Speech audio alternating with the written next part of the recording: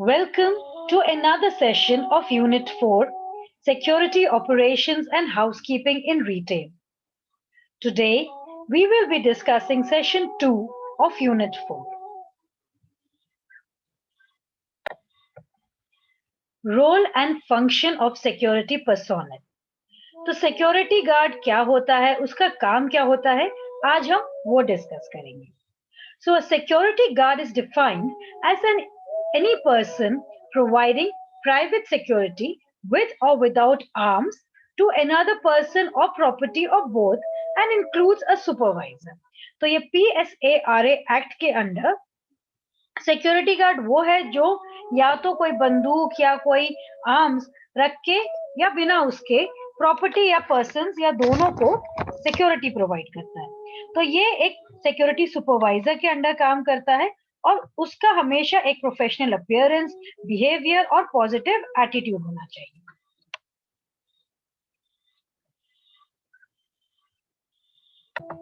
तो जॉब जो होता है सिक्योरिटी गार्ड का वो उसके एरिया ऑफ परफॉर्मेंस के साथ साथ बदलता रहेगा.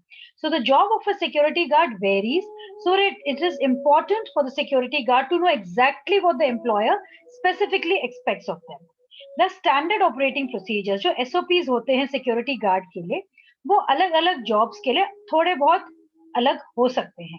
तो गार्ड को ज्यादातर जनरल जो उनका रोल एंड फंक्शन रहता है, सबसे पहले तो उन्हें नीट एंड टाइडी यूनिफॉर्म पहनना है, maintain hygiene and proper grooming, साफ सुथरे रहना है और ढंग से कपड़े पहनना है, obey and pass on to other security guards all orders and instructions receive from supervisor.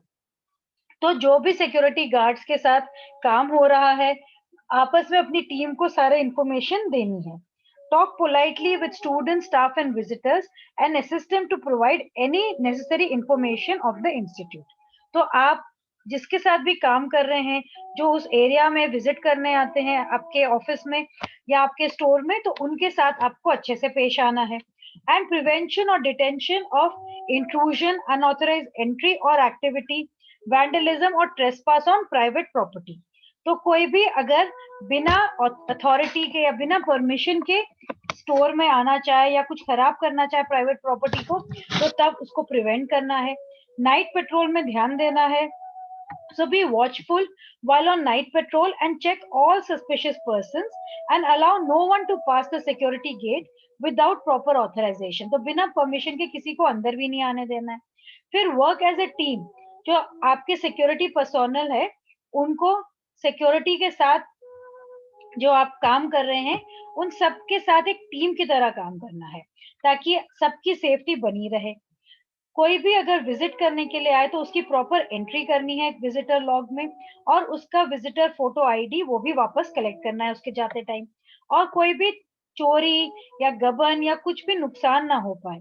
So we have to prevent और detect theft, loss, embezzlement, misappropriation or concealment of merchandise, money, valuables, documents or papers. और अपने जो post है, जो अपनी जगह है, उसको छोड़ के तभी जाना है जब कोई और सिक्योरिटी गार्ड आपकी जगह ले सके. So leave his post only after giving charge to the other security guard. Adhere to and enforce established company rules, regulations, policies and practices. तो जो भी आपके कंपनी रूल्स हैं, रेगुलेशंस हैं, उसको फॉलो करना है और कुछ भी इंसिडेंट हो तो उसको उसी टाइम रिपोर्ट करना है एज पर प्रोसीजर. अब बात आ रही है eligibility.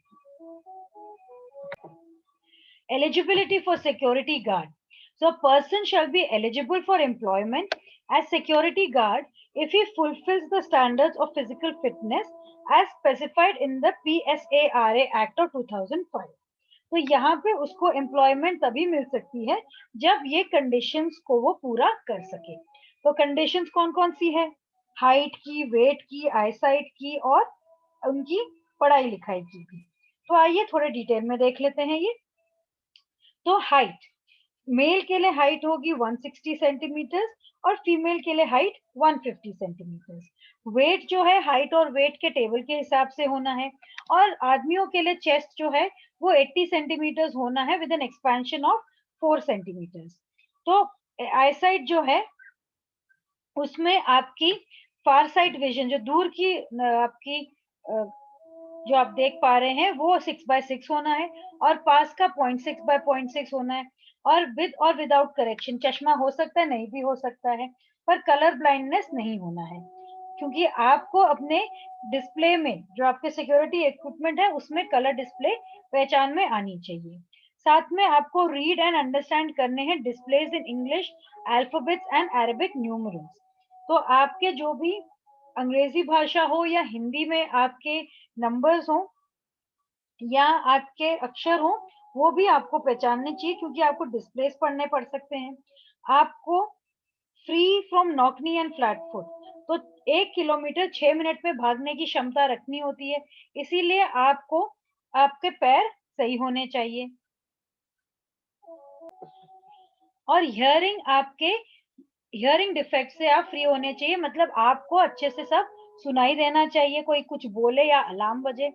Candidate should have dexterity and strength to perform searches, handle objects and use force for restraining the individuals. तो कोई चोर आ जाए या कोई कुछ गड़बड़ करे तो आप में उतनी शक्ति होनी चाहिए कि आप उन्हें रोक पाए। A candidate should be free from evidence of any contagious और infectious disease.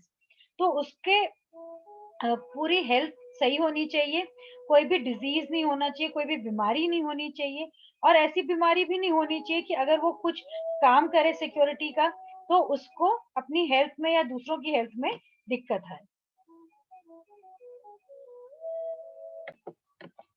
Now we will look at types of security guard. हमारे गार्ड्स किस तरह के होते हैं? सबसे पहले तो personal security guards, they are also known as black cats और बाउंसर्स। तो आपने सेलिब्रिटीज के साथ उनके अपने पर्सनल गार्ड देखे होंगे, जो फिल्म स्टार्स होते हैं उनके साथ अपने गार्ड होते हैं। तो ऐसे गार्ड्स लगाए जाते हैं to provide physical security to the employers, और ये अपने एम्प्लॉयर्स के साथ हरदम रहते हैं। रेजिडेंशियल सिक्योरिटी गार्ड्स ये आपको रेजिडेंशियल कॉलोनीज में नजर आएंगे, अपार्टमेंट्स में नजर आएंगे, ओल्ड एज होम्स में या रेजिडेंशियल एरियाज में। ये उस एरिया को सिक्योरिटी प्रोवाइड करेंगे। और कॉर्पोरेट सिक्योरिटी गार्ड्स ये एम्प्लॉयड होते हैं इंटरनल और external security of business assets के लिए। तो ये आपकी कंपनीज के लिए होते हैं, ये आपके corporate buildings, shopping malls, private organisations, इन सब में सिक्योरिटी प्रोवाइड करते हैं। और प्राइवेट सिक्योरिटी गार्ड्स हैं आपके जो बिजनेसमैन एंड एंटरप्रेन्योर्स, जो प्राइवेट आपके बिजनेसमैन होते हैं, उनके लिए ये सिक्योरिटी गार्ड्स होते हैं। और मोबाइल सिक्योरिटी गार्ड्स हैं वो गार्ड्स जो आपके एरिया में घूमते रहते हैं, जो आपके आसपास के लोगों को मॉनिटर करते रहते हैं। और स्टैटिक सिक्योरिटी गार्ड्स जो एक जगह पे होते हैं और आसपास जो लोग जा रहे हैं, जो सामान जा रहा है, उस पे वो नजर रखते हैं, और इलेक्ट्रॉनिक सर्वेलेंस सिस्टम भी इनके पास रहता है। अब हम बात कर रहे हैं सिक्योरिटी सुपरवाइजर की। सिक्योरिटी सुपरवाइजर या जो हेड गार्ड होते हैं वो फर्स्ट लाइन मैनेजमेंट के होते हैं, जो सारे एम्प्लॉयज को मैनेज करते हैं। तो सिक्योरिटी सुपरवाइजर के साथ में शायद 15 सिक्योरिटी पर्सोनल हो सकते हैं। तो एक सिक्योरिटी गार्ड जो है, जिसके पास एक्सपीरियंस है, जिसके पास कैपेबिलिटी है, वो हेड गार्ड बनाया जाता है, और वो सुपरवाइजर की ड्यूटी निभाता है अगर एक शिफ्ट में 10 से कम लोग हों। तो roles and responsibilities of security supervisor, उसमें क्या क्या आता है? सबसे पहले तो वो सिक्योरिटी स्टाफ को सुपरवाइज करेगा as per the companies policies and rules. वो एजुकेट करेगा सिक्योरिटी स्टाफ को on the various procedures and systems approved by the management, और कंडक्ट करेगा training activities for the security staff. और साथ ही में वो जो सिक्योरिटी इक्विपमेंट है, जो सामान है, गैजेट्स हैं, उनको मेंटेन करेगा। और सिक्योरिटी पर्सोनल को पूरे सिक्योरिटी के हिसाब से उसको कैसे उस एरिया की सिक्योरिटी को देखना है, उसके लिए उनको लगाएगा, डिप्लॉय करेगा। मेंटेनेंस होगी, एंट्री और एग्जिट लॉग की एक बुक में मेंटेन करी जाएगी। उनके inward and outward loading of goods, provision and other materials, उसका भी वो मॉनिटरिंग करेंगे, जो भी सामान आ रहा है और जा रहा है। और अगर कोई रूल्स एंड रेगुलेशंस का कोई भी उल्लंघन करता है तो उसके बारे में रिपोर्ट भी करेंगे ये। फिर बात आती है फील्ड ऑफिसर्स और इंस्पेक्टर्स की। इनका काम है सिक्योरिटी कंपनी का मैनेजमेंट देखना। So these are the persons responsible to the management of the security company to enforce and implement the policies. Assignment officers कौन है? ये एक पर्सन है जो मॉनिटर और रेगुलेट करते हैं employees for the performance of assign और delegated task. Assistant security officer, ये पेरोल पे होते हैं सिक्योरिटी कंपनी के, पर ये उस साइट पे होते हैं जहाँ पे सिक्योरिटी का काम किया कराया जा रहा है। तो ये मॉनिटर करते हैं और एम्प्लॉइज को रेगुलेट करते हैं कि वो सही तरीके से अपना काम कर रहे हैं कि नहीं। तो एएसए को वहां पे लगाया जाता है जहाँ पे 15 लोग से ज्यादा एक शिफ्ट में होते हैं। वो कोऑर्डिनेट करता है एम्प्लॉयर के साथ और सिक्योरिटी कंपनी के साथ, और एक कस्टमर केयर का रोल भी अदा करता है। अब हम बात कर रहे हैं हमारे carry home emoluments and benefits to the private security industry. तो जो आपके पे एंड अलाउंसेस हैं, आपका जो पे रहता है, तो मिनिमम वेजेस एक्ट के अंडर आपका पे होता है यहाँ सिक्योरिटी का। उनको एक प्रोविडेंट फंड मिलता है जो 12% ऑफ द बेसिक वेजेस और इक्वल अमाउंट उसका एम्प्लॉयर भी उसको देता है। 8.33% है आपके पेंशन की तरफ and 3.67 towards contribution of provident fund. और 10 साल के बाद आपका वो फंड का, अगर आप 10 साल से उस फंड में कंट्रीब्यूट करते हैं तो आपको पेंशन मिलती है जब आप 58 इयर्स पूरे करके नौकरी से रिटायर हो जाते हैं। तो पेंशन जो होती है वो आपने कितनी उसमें पेमेंट करी है उसके ऊपर डिपेंड करता है। तो इसके बेनिफिट्स होते हैं, लमसम पेमेंट हो सकता है जब आप रिटायर हो, पार्शियल विड्रॉल हो सकता है बीच बीच में जब आप काम कर रहे हो, और प्रोविजन हो सकता है अर्ली पेंशन लेने का पर 50 साल से पहले नहीं, और डिपॉजिट हो सकता है, उसके साथ इंश्योरेंस भी हो सकता है। तो अगर कोई काम करते करते गुजर गया तो उसमें उसको एक लमसम अमाउंट मिलता है 60,000 के लिमिट तक। और एम्प्लॉयज के पेंशन स्कीम होती है, रिटायरमेंट या इनवैलिड होने पे पेंशन मिलती है, और सिक्योरिटी गार्ड के गुजर जाने पे उसकी पेंशन उसके फैमिली मेंबर्स को मिलती है। फिर बात हो रही है एम्प्लॉय स्टेट इंश्योरेंस स्कीम की। इससे आपको मेडिकल बेनिफिट मिलता है, सिकनेस बेनिफिट मिलता है। तो ईएसआईसी से आपको मेडिकल बेनिफिट मिल रहा है। इसमें इंश्योर्ड पर्सन या उसके फैमिली मेंबर का ट्रीटमेंट हो सकता है, और आपको हर साल इसमें थोड़े से पैसे जमा करने पड़ते हैं जिसके आपको रिटायर्ड या परमानेंटली डिसेबल्ड पर्संस को भी मदद मिल सकती है। सिकनेस बेनिफिट रहता है आपका, यहाँ पे कैश कॉम्पनसेशन मिलता है eight the rate of 70% of wages, और ये आपके इंश्योर्ड वर्कर्स को मिलता है अगर वो किसी भी टाइम में सर्टिफाइड बीमार होते हैं 91 डेज के लिए एक साल में। तो अगर आपको सिकनेस बेनिफिट चाहिए तो इंश्योरेंस के साथ साथ आपको ये भी ध्यान रखना है कि आपने एटलीस्ट 70 डेज कंट्रीब्यूट किया है 6 महीने में। फिर आपका बात हो रहा है एक्सटेंडेड सिकनेस बेनिफिट का। इसमें 2 साल से अगर 34 या जो बीमारियां हैं उसमें अगर आप बीमार पड़ जाएं तो 80% ऑफ वेजेस मिलते हैं। एनहांस सिकनेस बेनिफिट है अगर आप अपने फैमिली प्लानिंग के लिए कुछ इसमें काम करते हैं। और मैटरनिटी बेनिफिट है जो लेडीज डिलीवरी के लिए जाती हैं बेबीज की, उनके लिए मैटरनिटी बेनिफिट रहता है। डिसेबलमेंट बेनिफिट में दो तरह के डिसेबलमेंट है, टेम्पररी और परमानेंट। तो अगर किसी को चोट लग जाए और वो थोड़े टाइम के लिए काम ना कर पाए तो उसको 90% ऑफ वेज मिलता है। और अगर वो परमानेंटली ऐसे हो जाए कि वो काम करने लायक ना रहे तो उसको extent of loss of earning capacity का at the rate of 90% of the wage मिल जाता है। डिपेंडेंस बेनिफिट रहता है अगर कोई गुजर जाए ड्यूटी पे तो उसके जो डिपेंडेंट्स होते हैं, जो उसके फैमिली मेंबर्स होते हैं, उनको 90% ऑफ द वेज रेट मिलता है।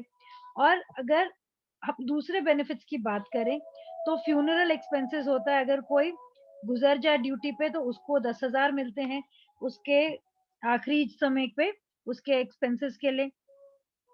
कन्फाइनमेंट एक्सपेंसेस अगर कोई किसी की भी डिलीवरी के लिए होता है या जो भी इंश्योर्ड पर्सन है या उसकी वाइफ, उसके लिए 1000 पर केस दिया जाता है।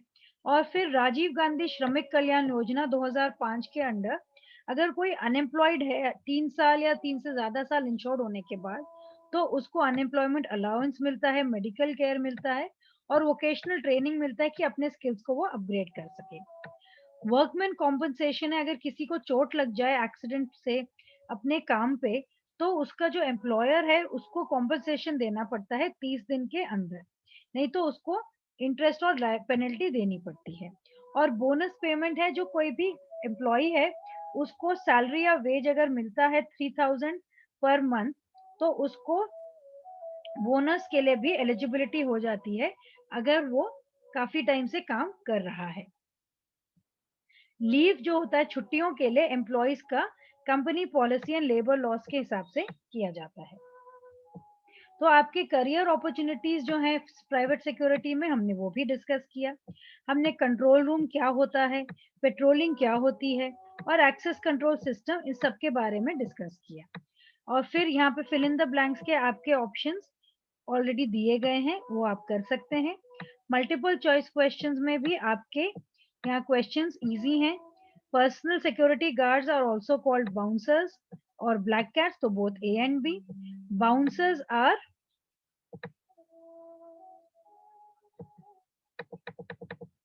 personal security. Security guards stay at one place and may use electronic surveillance system to monitor people. तो ये है static आपकी security। ESIC ये आपका मेडिकल बेनिफिट कवर करता है, वर्कमैन कॉम्पनसेशन कवर करता है, सिकनेस बेनिफिट्स करता है, आपका कंफाइनमेंट एक्सपेंसेस करता है, ये पूछ रहे हैं इसमें। तो वर्कमैन कॉम्पनसेशन इसमें नहीं है। आपके टाइप्स ऑफ सिक्योरिटी गार्ड्स हमने डिस्कस कर लिए, उसकी एलिजिबिलिटी क्राइटेरिया हमने देख ली, और बेनिफिट्स और एमोल्यूमेंट्स जो उसको तनख्वाह मिलती है वो भी हमने डिस्कस कर लिया। इसके बाद आपके हाउसकीपिंग का सेशन आता है, वो हम अगले वीडियो में करेंगे।